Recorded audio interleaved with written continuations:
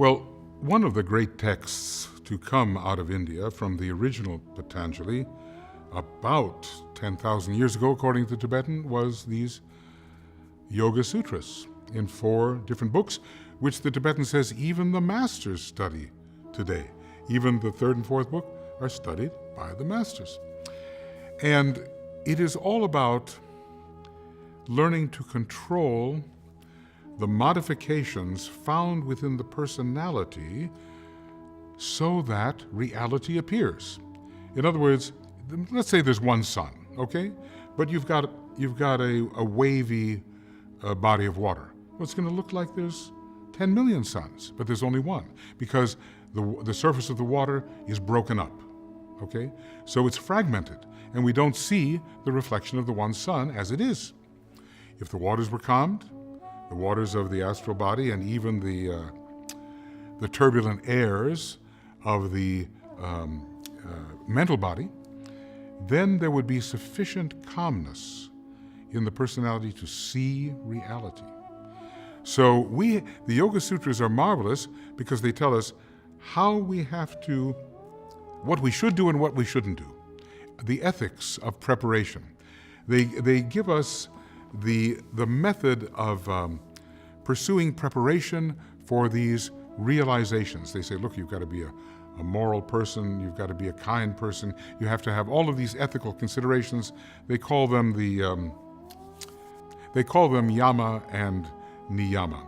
There are expectations of what you must do and also what you must not do. It prepares the basis. Then, once you have an ethical basis for moving into the wisdom, and you must never do that unless you have an ethical basis, then you can learn the art of meditation, stilling the modifications of the vehicles so that the higher reality can truly be known and reflected.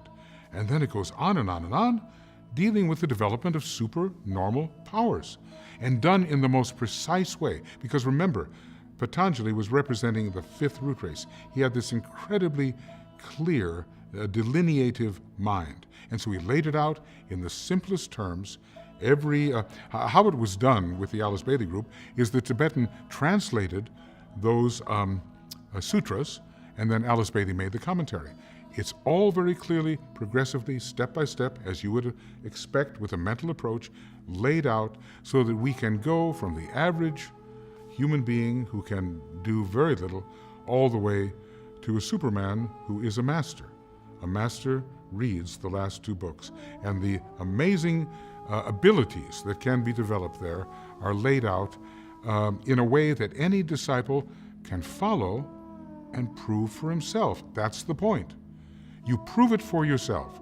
You do not approach the Yoga Sutras of Patanjali just as a believer.